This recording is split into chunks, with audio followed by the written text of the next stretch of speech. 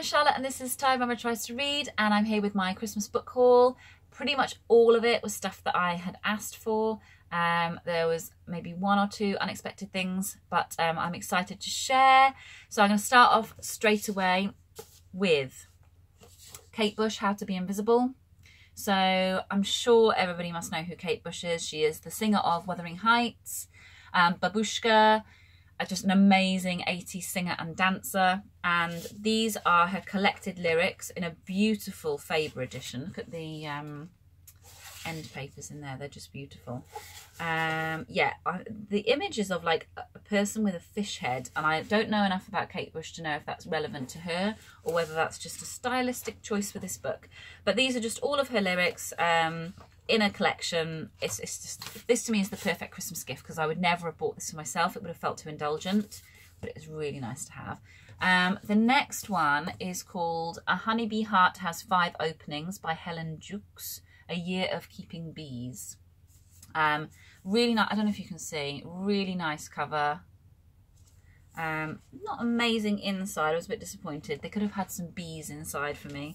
But yes, this is about a woman who gives up her sort of city job. I mean, it's a familiar tale. City job, somebody gives her some bees, not 100% sure how that happens. And then she has a year of looking after them and what she learns. So I kind of love anything that's got bees on the cover or is about bees. This ticks that box. The other one I got, this is a novel now, is The Mothers by Bennett, and I think you probably will have seen this on BookTube.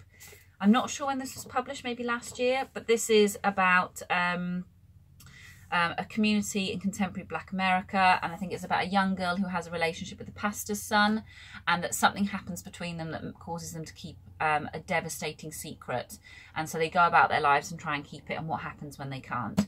So yeah, I think it's going to be quite an intense read, but I've read amazing reviews for it, so I had that on my wish list and my mammy bought me that one.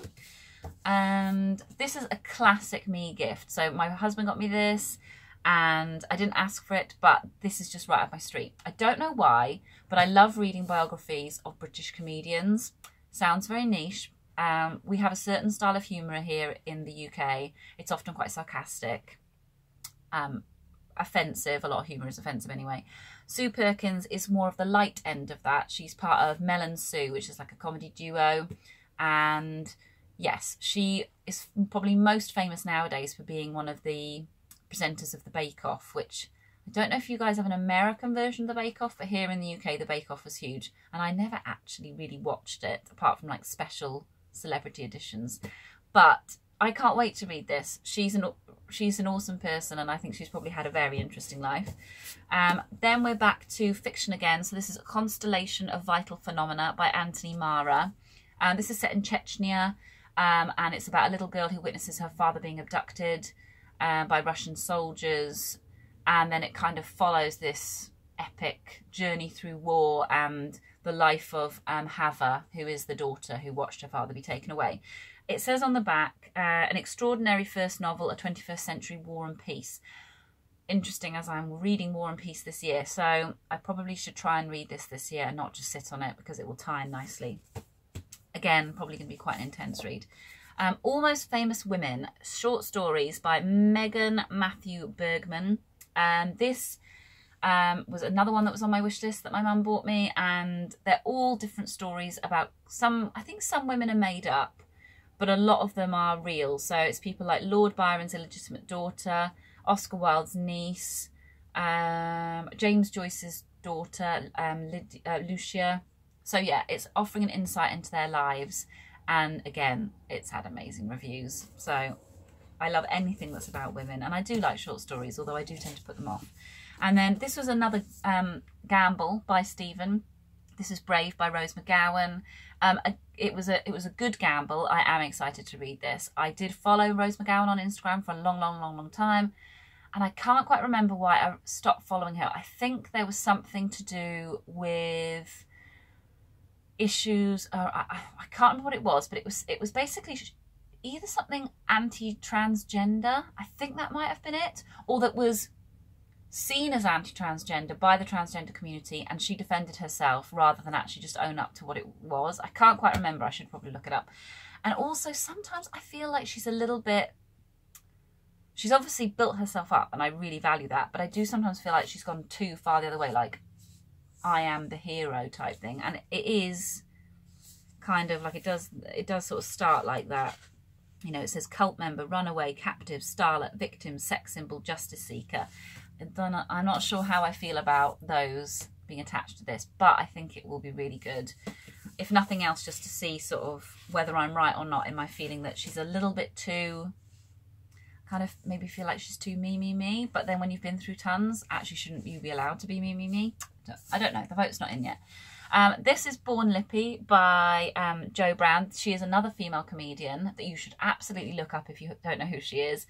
She is just one of the best feminists and humans that I can think of on the planet. And she started her comedy career in her 30s. She used to be a psychiatric nurse. Her comedy's always been known as being massively uncomfortable for men to listen to. She talks about women's bodies. She tells it like it is about anything to do with men. She actually says at the beginning of this book, no men have been harmed in the writing of this book. Yeah, she's just great. So this is her book, How to Do Female, and she says basically that she spent her whole life making mistakes. So why not write a book about how to live life when you've been like that? I think she's brilliant. And I might try and link, there's a great interview with her. I can't remember on what channel on YouTube. I'll see if I can find it and link it below because it'll give you a taster. She's talking about the book in it. But she's another comedian. So this last one is also another comedian, Ramesh Ranganathan. If you want to correct me on how his surname is pronounced, you'll have to correct him too, because I double checked and he does pronounce it Ranganathan. I believe it's Ranganathan, but that's how he says it, and it's his name and he can do what he likes. So he is a comedian. He's another comedian who started his comedy career very late. He was a maths teacher. He is very dry and sarcastic. By his own description, he is the most in-demand, overweight, vegan Sri Lankan comedian in Britain. And this is his story of how he got there. So I just love him whenever he's on TV. I just think he's super cool. So these are my sort of, if I'm going to read a guilty pleasure, it's going to be a book about a comedian. I've done like Dawn French and Jennifer Saunders, and I've done Jo Brand's other book about herself, Ruby Wax. Yeah, so if you're in America, you're probably thinking, who are all those people? But they are the go-to comedians that are awesome.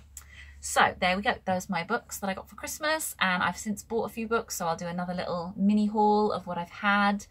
And I hope you got some lovely books for Christmas. It's the worst when you're a bookie person and no one buys you anything because they think, oh, we don't know what she's got. And it's like, just take a gamble, you know?